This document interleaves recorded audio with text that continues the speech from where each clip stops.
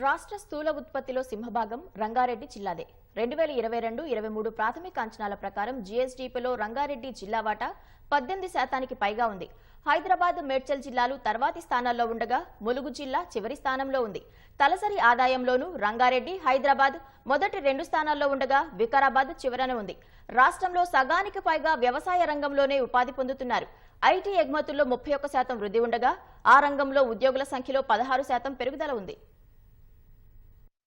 రాష్ట్ర ఆర్థిక రంగానికి సంబంధించి ప్రణాళిక శాఖ ప్రత్యేక పుస్తకాన్ని రూపొందించింది. ఉప ముఖ్యమంత్రి మల్లు భట్టి విక్రమార్క ఆవిష్కరించిన తెలంగాణ ఎకానమీ పుస్తకంలో పలు వివరాలను పొందుపరిచారు. 2022-23 ప్రాథమిక అంచనా ప్రకారం రాష్ట్ర స్థూల జాతీయ ఉత్పత్తి 13,13,391 కోట్ల రూపాయలు. జీఎస్డీపీ వృద్ధి రేటు 16.3% కాగా జాతీయ వృద్ధి 16.1%గా ఉంది.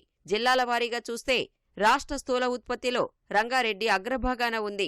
రంగారెడ్డి స్థూల ఉత్పత్తి 2,41,843 కోట్ల రూపాయలుగా అంచనా వేశారు. రాష్ట్ర స్థూల ఉత్పత్తిలో ఇది 18% పైగా ఉంది. 1,86,158 కోట్లతో హైదరాబాద్ రెండో స్థానంలో, 76,415 కోట్లతో మేడ్చల్, మల్కాజ్గిరి జిల్లా మూడో స్థానంలో ఉన్నాయి.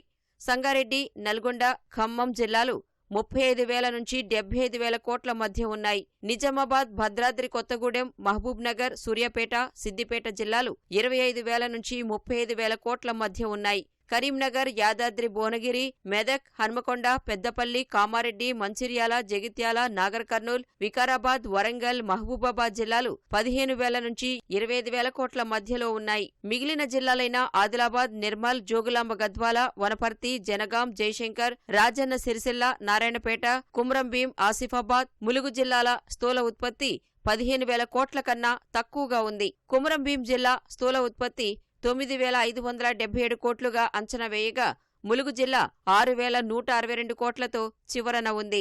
ప్రస్తుత ధరల ప్రకారం రాష్ట్ర తలసరి ఆదాయం అంచనా 3,12,398 రూపాయలు. ఇది జాతీయ సగటు 1,72,276 రూపాయల కన్నా అధికంగా ఉంది. 2014-15 నుంచి 2022-23 వరకు తెలంగాణ ప్రజల తలసరి ఆదాయం 5-6 ఏళ్లలో రెట్టింపయిందని, ఇదే సందర్భంలో జాతీయ సగటు 8 ఏళ్లుగా ఉందని వివరించారు. తలసరి ఆదాయం విషయంలోనూ రంగారెడ్డి జిల్లా 8,15,996 రూపాయలతో మొదటి స్థానంలో ఉంది. 4,03,214 రూపాయలతో హైదరాబాద్ జిల్లా రెండో స్థానంలో ఉంది. సంగారెడ్డి జిల్లా తలసరి ఆదాయం 3,08,166 రూపాయలు. మేడ్చల్, మల్కాజ్గిరి, యాదాద్రి, భువనగిరి, నల్గొండ, మహబూబ్ నగర్, మెదక్, భద్రాద్రి కొత్తగూడెం, జయశంకర్, భూపాలపల్లి, ఖమ్మం, సిద్దిపేట, పెద్దపల్లి, సూర్యాపేట జిల్లాల తలసరి ఆదాయం 2 లక్షల నుంచి 2,75,000 రూపాయల మధ్య ఉంది. కరీంనగర్, మంచిర్యాల, వరంగల్, జనగాం, నాగర్ కర్నూల్, నిర్మల్, ఆదిలాబాద్, మహబూబాబాద్, ములుగు, వనపర్తి జిల్లాల తలసరి ఆదాయం 1,75,000 నుంచి 2 లక్షల రూపాయల మధ్య ఉంది. నిజామాబాద్, కామారెడ్డి, రాజన్న సిరిసిల్ల, జోగులాంబ, గద్వాల, నారాయణపేట, జగిత్యాల, కుమ్రంభీం, ఆసిఫాబాద్, హన్మకొండ, వికారాబాద్ జిల్లాల తలసరి ఆదాయం 1,50,000 నుంచి 1,75,000 రూపాయల మధ్య ఉంది.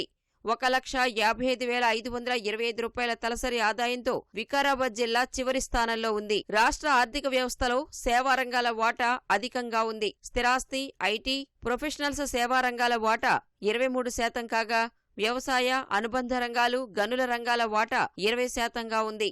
వ్యాపారం, హోటల్స్ రంగాల వాటా 18% కాగా తయారీ రంగం వాటా 11%గా ఉంది. రవాణా, కమ్యూనికేషన్ల రంగం వాటా 8%, ఆర్థిక రంగం వాటా 5%, నిర్మాణ రంగం వాటా 4%గా ఉంది. మిగిలిన ఇతర రంగాల వాటా 11%.